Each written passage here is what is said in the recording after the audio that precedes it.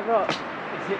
Oh, what? It could have like completely Look gone. at that back, that could have been. It's recorded as well. So, Right, did Ross also go off the cliff? yeah. Oh, that's. Oh, well, that was lucky. How's that not standing down?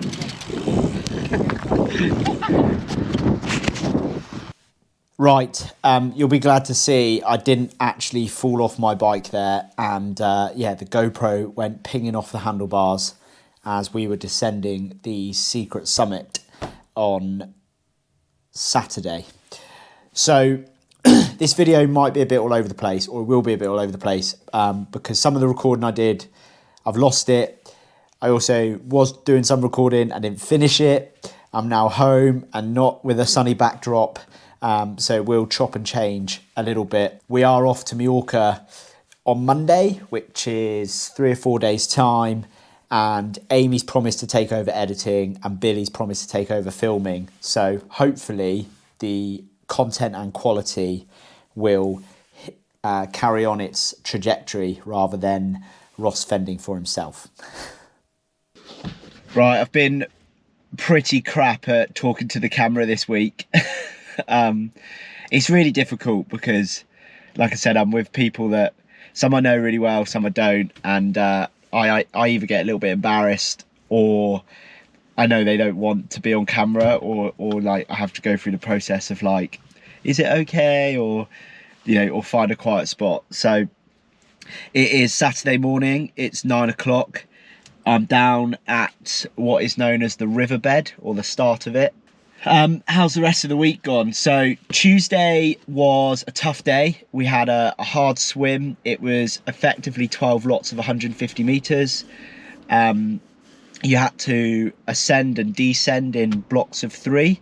I definitely didn't feel like I had the sort of top end VO2 pace. Not that I'm the fastest swimmer in the world, but you know, I was a few seconds off where I thought I'd be, but I did manage to somewhat make the like 2 pyramid kind of shape, if you like, where you got faster, got slower, got faster, got slower, which is, you know, the purpose of the session.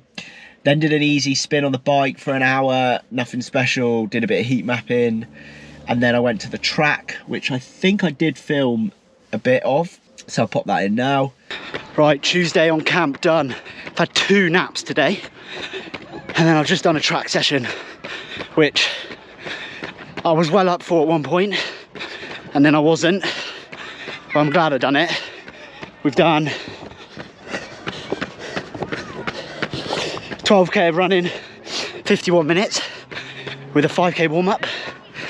I did 6 by k, averaged around 320 per k. Managed to run with Beth for some of her reps, but mine were shorter, hers were longer. Overall, decent session. Then Wednesday was a really good day.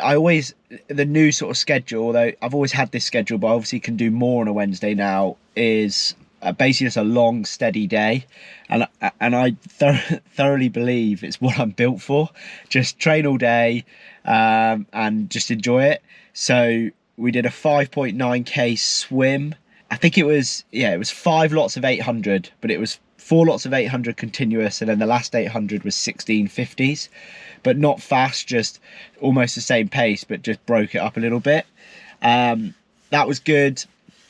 5.9k is the longest swim I've ever done in a pool, and I showed restraint not to do an extra 100 meters just to make it 6k, so winning. We then went out on the bike. It was actually a bit shorter than I thought, but we were moving very quickly. We were in a group. There was sort of 6 to 8 of us on road bikes, and then a couple of people on TT bikes. So the road bike group sort of stuck together, and we weren't pulling turns like smashing each other, but we were, you know, whoever's on the front was riding steady, and then it was pretty cruisy once you weren't on the front.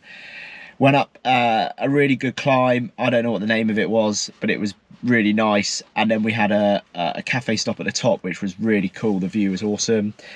That was 3 hours 40, and we did 106k in 3 hours 40. So yeah, had 1700 meters of elevation, but yeah, was really pinging along on the way back. In particular, I was sat on Jimmy's wheel. He was on his TT bike, and we came back a slightly flatter way home, and yeah, really ramped up the speed a bit. Then did a run off the bike, and it's probably the best I've felt. I felt really good on Sunday running off the bike, which actually had a bit of intensity. This was just a steady run. There's sort of a 10k loop. It links up to the riverbed, and yeah, managed. It was a 50-minute run, just over 10k in 4:36 pace. And although I was moving quickly and we were chatting, my heart rate was below 140, which for me is that sort of zone 2, whatever, like steady state, easy running. So mega happy with that. And then went to bed feeling on top of the world, as in like really good training. Woke up Thursday and yeah, was not feeling the best. Thursday's threshold swim day, so we did a 4.6k swim. It was 250s max, 6 100s threshold, 200 threshold, 100 easy times 3. And yeah, I didn't go anywhere near as well as I did the previous week. We then went on a run for 80 minutes, which was horrendous. Okay, so as I put the camera down there, explaining where we got up to, yeah, we did a swim, I had some breakfast, and Ruth got us out on the run pretty much straight away. And I'd had a big tortilla in a sandwich with a croissant and a coffee.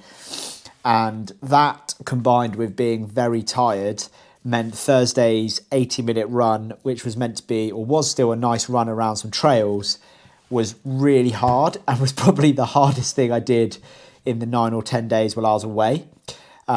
Ruth is trying to train both cycling and running in particular a little bit easier when it's easy, but I don't think she quite imagined having to drag me around on an 80-minute easy/aerobic run, for most of which I spent moaning that I felt better pretty much in the last 10k of every Ironman I've done. But yeah, that 80-minute run was a bit unexpected and not my finest moment as such. Then went home and went immediately to sleep, and we managed to push our bike ride out a little bit so that both of us could have a good snooze and lunch, etc.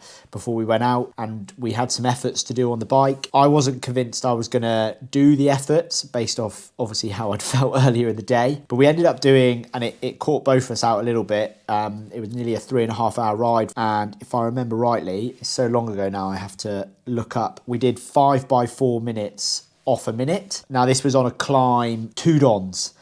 It's my favourite climb that we did while we were out there. It's a really good climb that's about 11 to 12k long, about 4-5% for most of it, so it's not super steep, so it's really good for doing efforts on, and then also doing your recovery while still going uphill, because you can knock it down to your easy gears and sort of spin. You need to go front. Yeah, so I sort of sat on Ruth for the first couple of efforts, A, to see how I feel, and B, to sort of not interfere with, her session as such. But I actually felt pretty good. I put that mainly down to sleeping, but also I had loads of fizzy sour sweets. I managed to, particularly for the last couple of reps, sort of come round Ruth and encourage her and sort of get her to chase me a little bit and be a proper training partner, if that makes sense. And in her words, she said she had one of her best bike sessions this year. So that was really good. We then had like a 90-minute sort of ride home, which was predominantly downhill. But yeah, it started to get cold. The sun was starting to set. So yeah, we finished at sort of 6 p.m, I think. So yeah, quite a late one. We then went out for dinner Thursday night, which was really nice. Friday, so this was the first day that there's lots of people had travelled home on Friday. So it was effectively a rather small group for the rest of the couple of days that I was there. Did an easy aerobic swim on Friday morning. Nothing special. Capped myself at 3k, similar to the last Friday. So that put my swim distance up to 22.3k for the week, which is the biggest swim week I've ever had. Bearing in mind, last week was the biggest swim week I ever had, and it's definitely the first time I've done back-to-back 20k consecutive weeks. Then had a gym session. Unfortunately, I forgot my shoes, so I wasn't allowed to lift the weights. So I spent 30 minutes rolling around on the floor, basically doing a bit of yoga, stretching and mobility, which I do tend to do some of, and then went out on an easy ride for 90 minutes. I basically went to meet a friend for a coffee. I did a little bit of heat mapping coming home, but very thankful to have an easy day. Where I am talking in the car, I talk about Saturday. So Saturday was my last day. I was flying at about 9 p.m, 8:45. So I had the whole day to train, but I was conscious of not overdoing it to some degree. As I said, Ruth and I stuck together. We did what's her tempo run, which was effectively 30 minutes sort of steady state running, which we ran 4:24 per K pace for 30 minutes around a sort of undulating gravel loop. And then Ruth did 4 by a K sort of threshold. I managed to 2.5 of the reps basically. I basically skipped the first one, jogged the opposite way around the loop, sort of met her while she was in her second rep. She had about 800 meters of that one left. And then I did the final 2 with her, which were really good. We were absolutely bombing it. It is a slight downhill, but we were running sub 340 pace, close to 335 pace for the Ks, which again, I think is the fastest Ruth's done running wise this year a little bit. She's starting to feel good and starting to push it a little bit, which is really cool.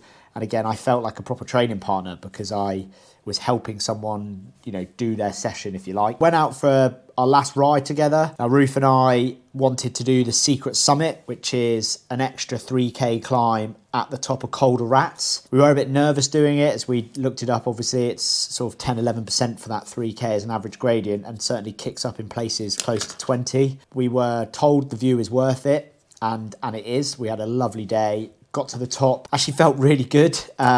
Neither of us obviously rode up it like full gas, but I think we got quite lucky with the weather conditions in the sense that a tailwind on parts of it, which were nice. But got up there, descended down Calder Rat, had a last coffee and carrot cake at Blanca Bikes, which is a new bike shop that does immense carrot cake.